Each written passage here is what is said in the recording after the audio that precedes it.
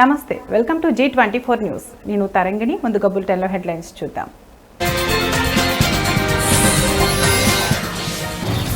రేపు తెలంగాణ మంత్రివర్గ విస్తరణ.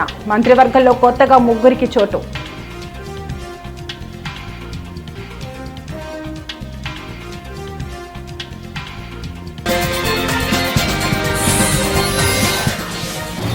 టీడీపీ ఎమ్మెల్యేలకు సీఎం చంద్రబాబు వార్నింగ్. వన్-టైం ఎమ్మెల్యేలుగా మిగిలిపోవద్దంటూ హెచ్చరిక.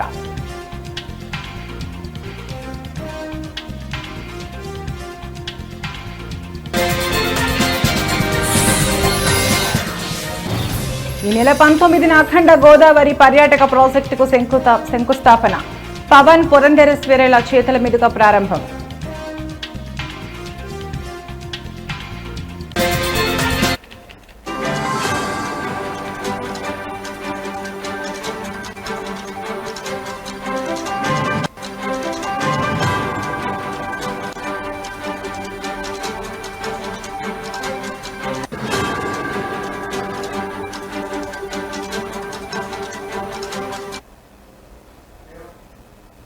బ్రేకింగ్ న్యూస్ చూస్తున్నాం. తెలంగాణ రాష్ట్ర మంత్రివర్గ విస్తరణకు కాంగ్రెస్ పార్టీ అధిష్టానం ఆమోదం తెలిపింది. దీంతో ముఖ్యమంత్రి రేవంత్ రెడ్డి నేతృత్వంలోని ప్రభుత్వంలో త్వరలోనే కొత్త మంత్రులు చేరే అవకాశం ఉంది. విస్తరణ ప్రక్రియ రేపు జరిగే అవకాశం ఉందని రాజకీయ వర్గాల్లో చర్చ జరుగుతోంది. రాష్ట్ర మంత్రివర్గంలో కొత్తగా 3 నుంచి 4 సభ్యులకు స్థానం కల్పించే అవకాశం ఉంది. ఈ నేపథ్యంలో మంత్రి పదవుల కేటాయింపుపై పార్టీలో అంతర్గత కసరత్తు వేగవంతమైంది. ముఖ్యమంత్రి రేవంత్ రెడ్డి ఈ విషయంపై సీనియర్ నాయకులతో చర్చిస్తున్నట్లు తెలుస్తోంది. ఇప్పటికే తెలంగాణ కాంగ్రెస్ వ్యవహారాల ఇన్ఛార్జి మీనాక్షి నటరాజన్తో ప్రదేశ్ కాంగ్రెస్ కమిటీ అధ్యక్షుడు ముఖ్యమంత్రి చర్చలు జరిపారు. అధిష్టానం నుంచి సూత్రప్రాయంగా అనుమతి లభించడంతో మంత్రివర్గంలోకి ఎవరిని తీసుకోవాలనే దానిపై ముఖ్యమంత్రి తుది నిర్ణయం తీసుకునే అవకాశం ఉంది. మంత్రివర్గ విస్తరణకు పార్టీ అధిష్టానం ఆమోదం తెలపడంతో ఆశావహులు తమ ప్రయత్నాలు ముమ్మరం చేశారు.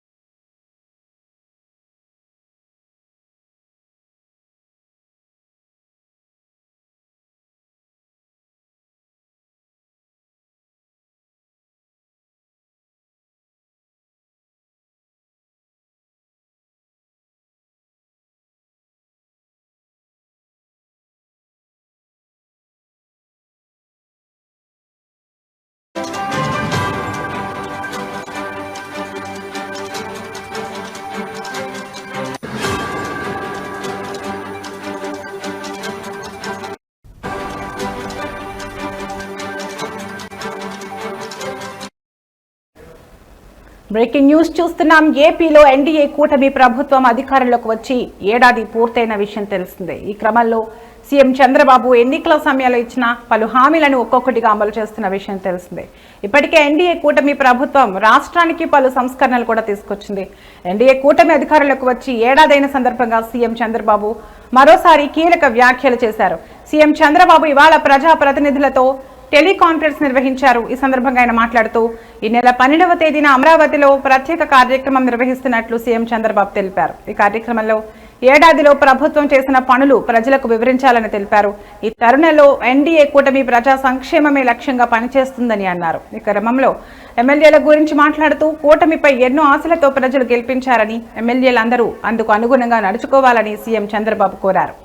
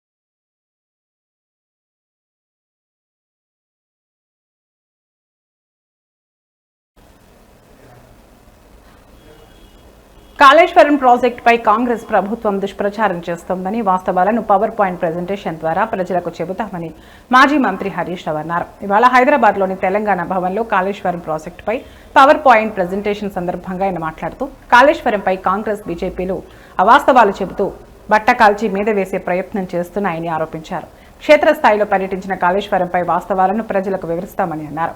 పొరుగు రాష్ట్రం ఆంధ్రప్రదేశ్ బనగచర్ల ప్రాజెక్టుకు ప్లాన్ చేస్తున్న కాంగ్రెస్ ప్రభుత్వం నెత్తిన తడిగుడ్డ వేసుకుని చూస్తూ కూర్చుందని కామెంట్ చేశారు. అది కాళేశ్వరం వాడకుండా కాదు, మనకు ఈసారి మంచి వర్షాలు పడ్డాయి. నార్మల్ రెయిన్ఫాల్ కంటే లాస్ట్ ఇయర్ ఎక్సెస్ రెయిన్ఫాల్ ఉంది తెలంగాణలో.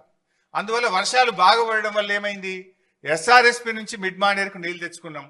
మిడ్ మానేర్లో పంపు చేసి అన్నపూర్ణ, రంగనాయక సాగర్, మల్లన్న సాగర్, కొండపోచమ్మ సాగర్ ఇవన్నీ కూడా నింపినాం ఈసారి. సో అన్నపూర్ణ కింద పంట పండింది, రంగనాయక సాగర్ కింద 1,00,000 ఎకరాల పంట పండింది, మిడ్ మానేర్ కింద 70-80 వేల ఎకరాల పంట పండింది, కొండపోచమ్మ సాగర్ కింద కూడా పంట పండింది. అంటే మరి ఇదంతా కాళేశ్వరంలో భాగం కాదా? వర్షాలు బాగా పడ్డాయి కనుక మనం ఇక్కడ మోటార్ లాంచ్ చేయకుండా డైరెక్ట్ ఎస్ఆర్ఎస్పి నుంచి మిడ్ మానేర్కి వచ్చినాయి. సో మిడ్ మానేర్లో మోటార్లు నడిపినామంటే ఇది కాళేశ్వరంలో అంతర్భాగం. ఇక్కడ కాళేశ్వరం ప్రాజెక్టులో కట్టిన మోటార్లతోనే అన్నపూర్ణకు నీళ్ళు వచ్చినాయి, అన్నపూర్ణలో పెట్టిన మోటార్లతో రంగనాయక సాగర్ నీళ్ళు వచ్చినాయి, రంగనాయక సాగర్లో మోటార్లు నడిపితే మల్లన్న సాగర్.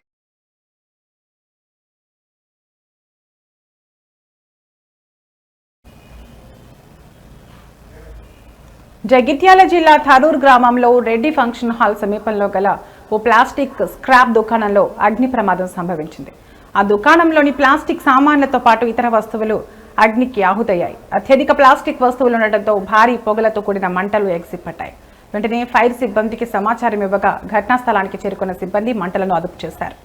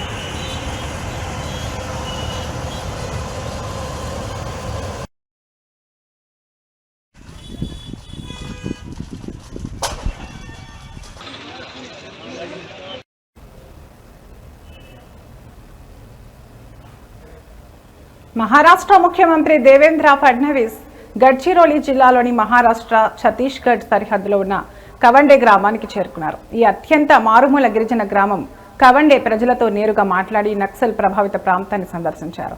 గడ్చిరోలి జిల్లా ఎస్సీ నీలోత్పల గారు ఏర్పాటు చేసిన గడ్చిరోలిలో లొంగిపోయిన 13 మంది మాజీ నక్సలైట్ల సామూహిక వివాహ వేడుకలో ముఖ్యమంత్రి పాల్గొని నూతన వధువరులకు నూతన జీవిత శుభాకాంక్షలు తెలిపారు.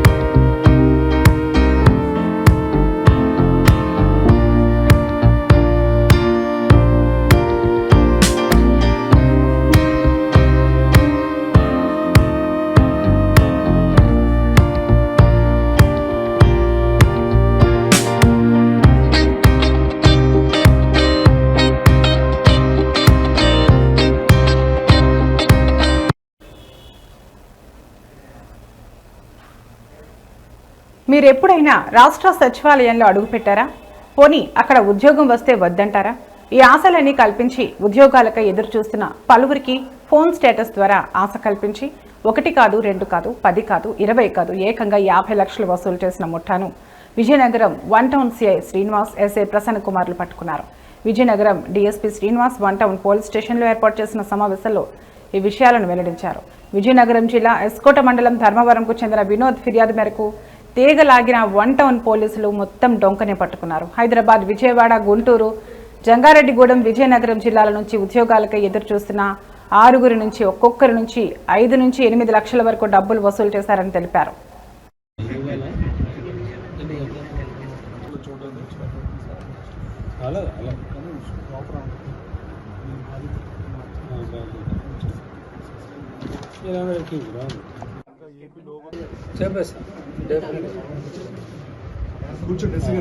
ఎక్కడది అక్కడ కూర్చోబెట్టి క్యాంటీన్లో భోజనం చేయించారు.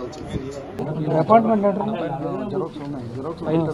మనకి 22/2/2025 ఈ సిరికి వినోద్ అని ఒక కుర్రోడు వన్ టౌన్ పోలీస్ స్టేషన్లో ఒక రిపోర్టు ఇచ్చారు. దాని సారాంశం ఏంటంటే ఫారెస్ట్ డిపార్ట్మెంట్లో, రెవెన్యూ డిపార్ట్మెంట్లో మేము outsourcing jobs, record assistants, helpers, junior clerks ఇస్తామని దాని మీద డబ్బులు తీసుకోవడం జరిగింది. డబ్బులు అయితే తీసుకున్నారు కానీ జాబ్స్ ఇప్పించలేదు. ఆయన ఇచ్చిన రిపోర్ట్ మీద మన వన్ టౌన్ సిఏ గారు ఎఫ్ఐఆర్ నమోదు చేశారు. ఇన్వెస్టిగేషన్ మన లక్ష్మీ ప్రసన్న గారికి ఎంట్రస్ట్ చేశారు. అయితే ఇందులో ఎక్యూజ్డ్ సుజిత్ అనే ఒక ఆయన ఉన్నాడు, విజయనగరానికి సంబంధించిన అతను. వాట్సాప్లో స్టేటస్ పెట్టుకున్నాడు. ఏం స్టేటస్ పెట్టాడంటే అవుట్సోర్సింగ్ జాబ్స్ ఇప్పిస్తాం, మీరు అప్రోచ్ అవ్వండి. దాని మీదట విజయనగరం ప్లస్ ఏలూరు, గుంటూరు ఈ రేంజ్లో మన ఈ జిల్లాలకు సంబంధించిన ఒక 7 వ్యక్తులు ఇతనికి అప్రోచ్ అవ్వడం జరిగింది. వినోద్కి సుమారు 53 లక్షల రూపాయలు ఇచ్చారు. కొంత ఆన్లైన్ పేమెంట్, కొంత ఆఫ్లైన్ పేమెంట్. ఇదంతా కూడా 2024-23లో జరిగింది. వీళ్ళు ఏంటంటే ఫేక్ ఐడీలు క్రియేట్ చేశారు ముద్దాయిలు. అలాగే ఈ నెల 19న రాజమహేంద్రవరంలో అఖండ గోదావరి పర్యాటక ప్రాజెక్టుకు శంకుస్థాపన జరుగుతుందని పర్యాటక శాఖ మంత్రి కందుల దుర్గేష్ వెల్లడించారు. Deputy CM Pawan Kalyan, MP Purandeswari చేతుల మీదుగా ఈ ప్రాజెక్టుకు శంకుస్థాపన చేయనున్నట్లు తెలిపారు. అఖండ గోదావరి ప్రాజెక్టుతో రాజమహేంద్రవరానికి, గోదావరి పర్యాటక ప్రాంతాలకు కొత్త సొబగులు రానున్నాయని ఆయన తెలిపారు. రాష్ట్రాన్ని పర్యాటక ఆంధ్రప్రదేశ్గా తీర్చిదిద్దుతామని చెప్పారు. అఖండ గోదావరి ప్రాజెక్టు పూర్తయితే హేవలాక్ వంతెన, కడియం నర్సరీలు, నిడదవోలు, కోట సత్తమ్మ ఆలయం సరికొత్తగా దర్శనమిస్తాయన్నారు.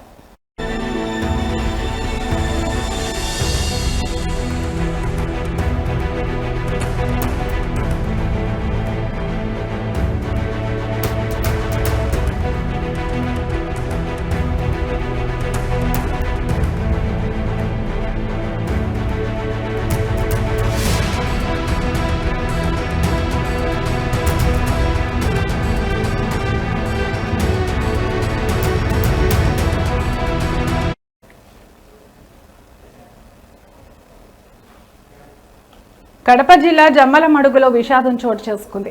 ముద్దనూరు రోడ్లోని పెన్నా నదిలో ఈతకు వెళ్లి తండ్రి మనోహర్, కుమారుడు జోయల్ గల్లంతయ్యారు. పట్టణ పోలీసులు సంఘటనా స్థలానికి చేరుకుని గజ ఈతగాళ్లతో గాలింపు చేపట్టారు. గజ ఈతగాళ్ల సహాయంతో మొదట కుమారుడు జోయల్ను బయటకు తీశారు. తర్వాత తండ్రి మనోహర్ను గజ ఈతగాళ్లు బయటకు వెలికి తీశారు. మృతుల కుటుంబ సభ్యుల రోదనలతో అక్కడున్న వారి మనసు కలిచివేసింది. జమ్మలమడుగు బీసీ కాలనీలో ఉన్న చెల్లిని చూడటానికి మనోహర్ కుటుంబంతో సహా వచ్చారు. అనంతరం కుటుంబంతో గండికోటకు వెళ్లి తిరిగి వస్తుండగా పెన్నా బ్రిడ్జ్ వద్ద తండ్రి, కొడుకు ఇద్దరు ఈతకు వెళ్లినట్లు మృతి చెందినట్టు తెలిసింది.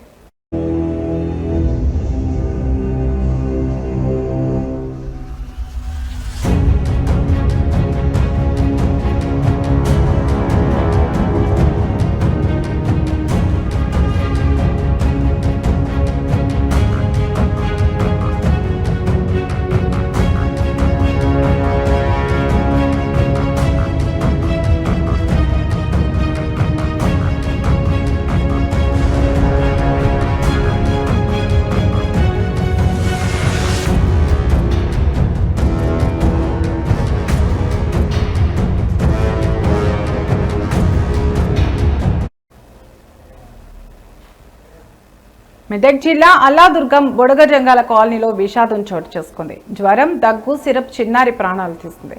జ్వరం, దగ్గు సిరప్ తాగి 5 ఏళ్ల చిన్నారి ప్రియా మృతి చెందింది. మరో చిన్నారి పరిస్థితి విషమంగా ఉంది. పోలీసులు తెలిపిన వివరాల ప్రకారం దంపతులు సాయమ్మ సిద్ధయ్యలకు 5గురు సంతానం. నెల రోజుల క్రితం అల్లాదుర్గం పీహెచ్సీ నుంచి జ్వరం దగ్గు సిరప్లను తల్లిదండ్రులు తీసుకొచ్చారు.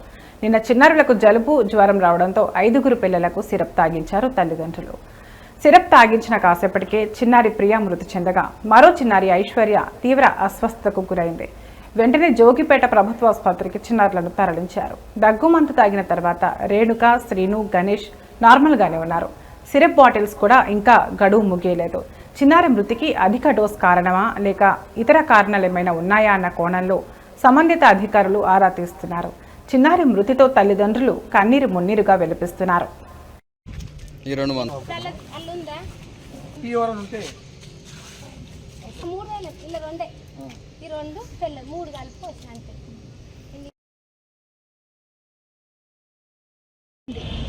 మా ఆయన బస్త తెచ్చిండు, మందులు పోయి అన్నాడు. ఇంతకని బస్త తెచ్చిండు. పోయి అంటే ఎప్పటికి వచ్చినా కాబట్టి ఆయన మందులు బస్త తెచ్చి నేను పోసిన గంటే నేను 5 మంది పోసిన. నేను కూడా అవే గోళ్ళు వేసుకున్నాను సార్. సరకడాకలు గోళ్ళు వేసుకున్నాను. నేను నాకు చేసి తీరమైందని అక్కడ అన్నం పెడతాను. నువ్వు పోయినా మళ్ళీ కాకుట్టు ఆ రాత్రి నా బిడ్డను వేసుకొచ్చిన బతుకుతుండేనేమో సారు. మా అమ్మ కూడా దిష్టి బుగులు అన్నాడు. పాప ఇప్పుడు పొద్దుగాల ఇప్పుడు పొద్దుగాల చాయ్ దాప ఇప్పుడు ఇంకో పాపకి ఎట్లుంది? ఆ పాప తీరం ఉంది. ఆ పాపలో ఎంటొచ్చింది. ఇప్పుడు పొద్దుల చాయ్కి అమ్మ చాయ్కి వస్తా అంటే రాన్న చాయ్ తాగి బిస్కెట్ తిన్నది. ట్రీట్మెంట్ అవుతుందా? మంచిగా కూర్చుంటుంది, తింటా ఆకలి అవుతుంది అంటుంది. ఆ బాబు మంచిగా పాప మంచిగా ఉంది. ఒక పాపకి ఇట్లా అంటే నేను అన్న ఇప్పుడు నా నడిపి బిడ్డ కూడా పొద్దుగాల వచ్చి చాయ్కి ఈయన చూసి ఏమంటుంది. మా ఆయన బస్త తెచ్చిండు, మందులు పోయి అన్నాడు. ఇంతకని బస్త తెచ్చిండు. పోయి అంటే ఎప్పటికి వచ్చినా కాబట్టి ఆయన మందులు బస్త తెచ్చి నేను పోసిన గంటే. ఇవి ఇప్పటి వరకున్న బులెటిన్ అప్డేట్స్. మరో బులెటిన్లో మళ్ళీ కలుద్దాం. నమస్తే.